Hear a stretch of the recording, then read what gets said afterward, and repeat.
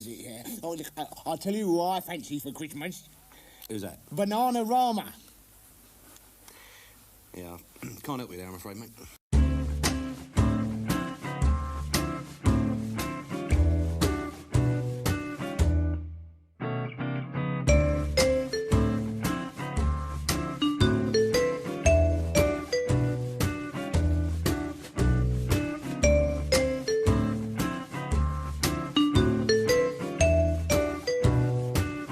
Merry Christmas VC, Merry Christmas everyone.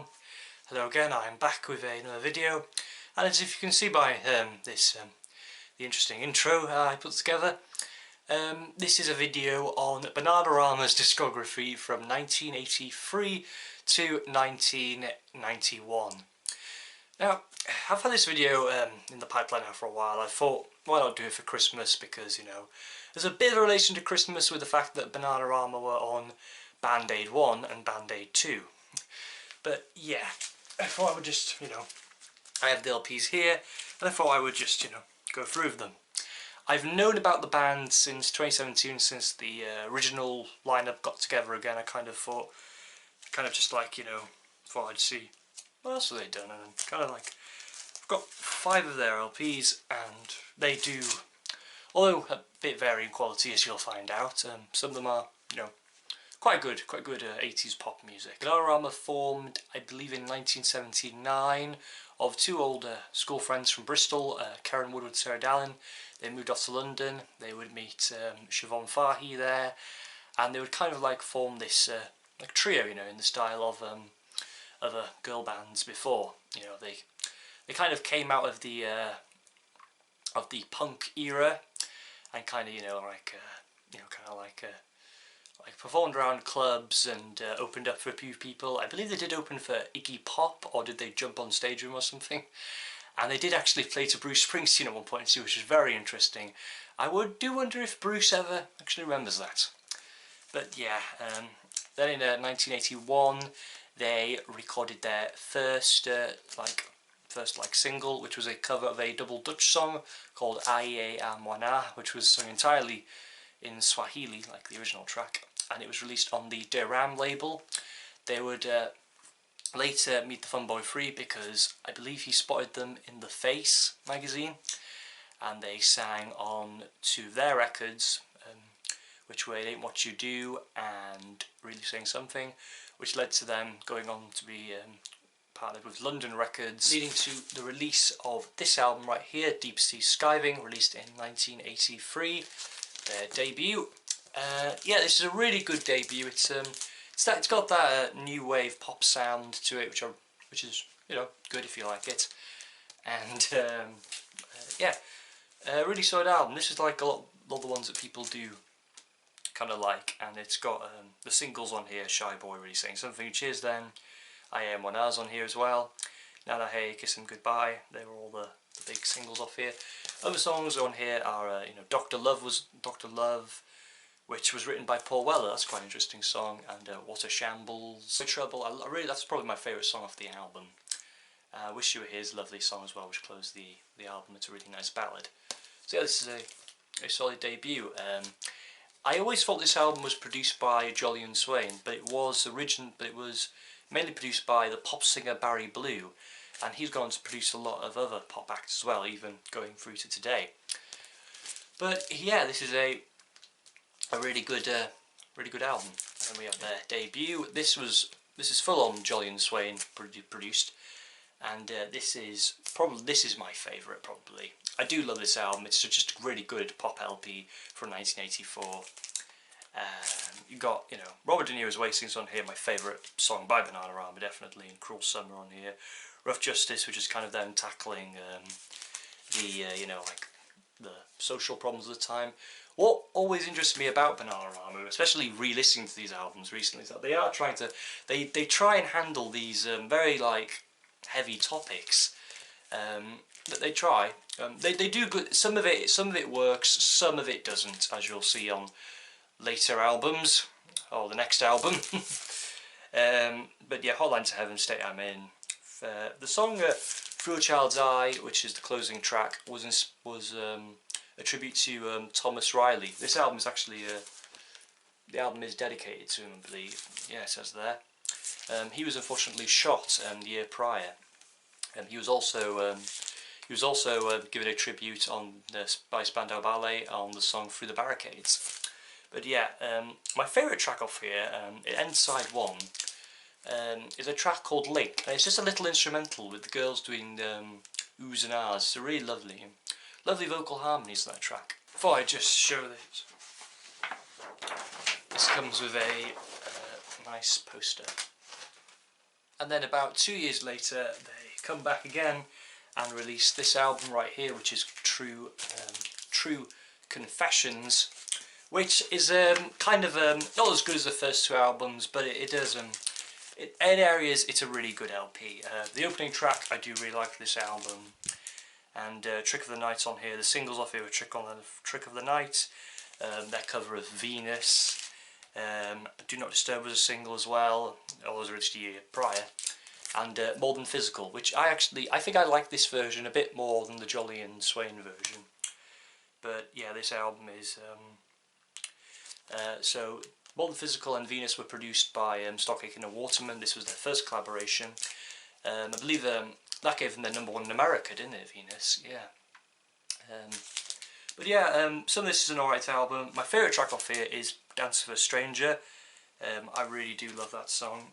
It's got a really good sophisti-pop sound to it, which I really like. And there's really good sax in it as well. So that's it was really nice song.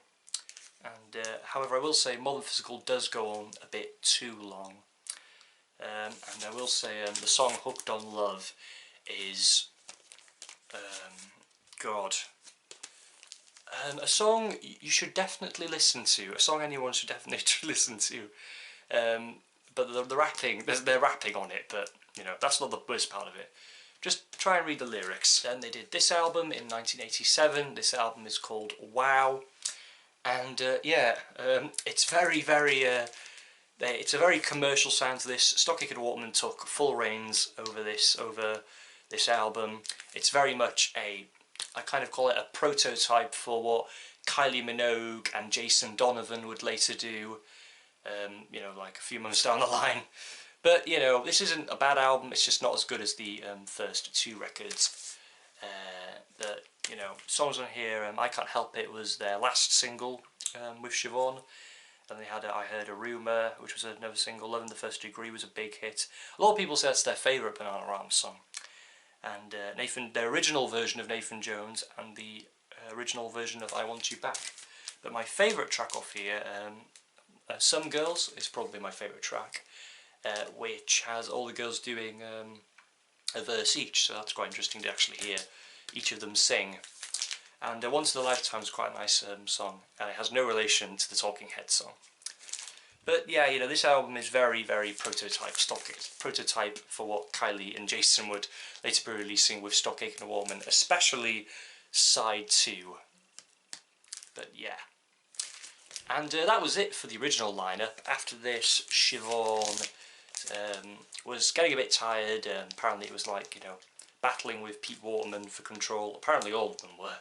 But he's always kind of said that Bananarama were very like, you know, no, we want it, you know, on our terms. Fair enough to Bananarama, fair play to them, you know, for not standing for, you know, for making crap, trying not to anyway. And yeah, but you know, Siobhan kind of moved on a bit. She married Dave Stewart from the Eurythmics and was spending more time away from the Bananas. And you know, it just kind of all fell apart, and they did their kind of bye-bye in '88. At a very iconic BPI Awards performance of Love in the First Degree, which maybe some of you can remember. But, you know, Siobhan was out then, and she would go on to do Shakespeare's Sister.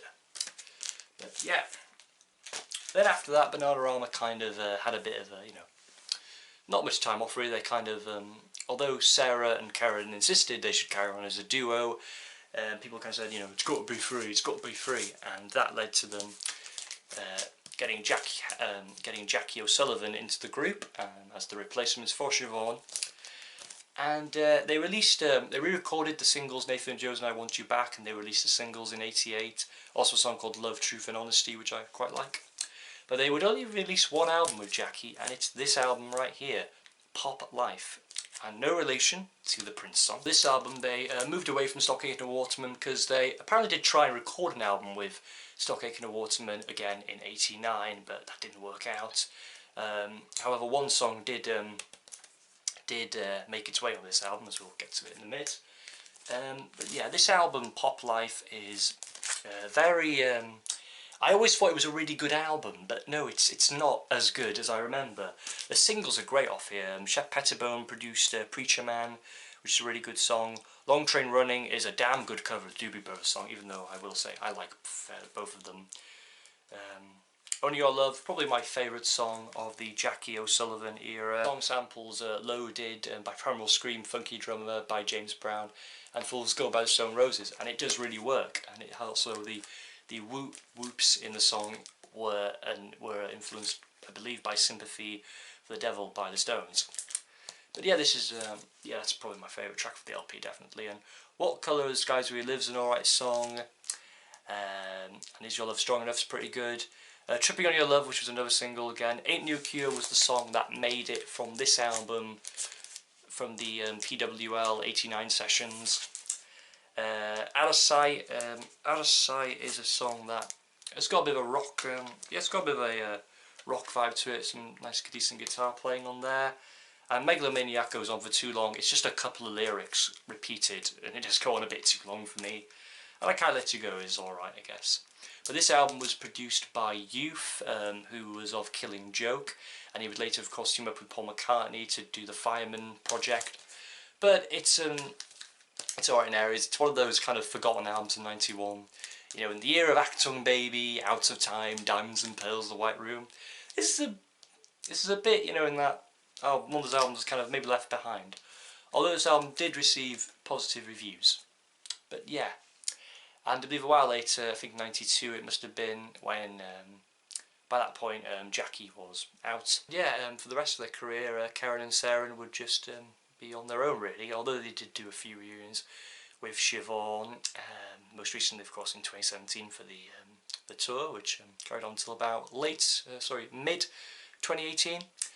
And although they've still recorded music, it's, to me, not been the same. They've kind of gone in a more pop direction, kind of trying to be a bit like some of the pop artists of today, really. You know, they've lost a bit of spark, definitely, in the sound. But, you know, oh well. Anyway, that is where I will be finishing today. Thank you very much for watching, if you have. I just want to wish everyone a Merry Christmas, and I've got 2 more record updates, yes again, before the new year, so I'll see you on then. So have a lovely Christmas, everyone, and bye-bye for now.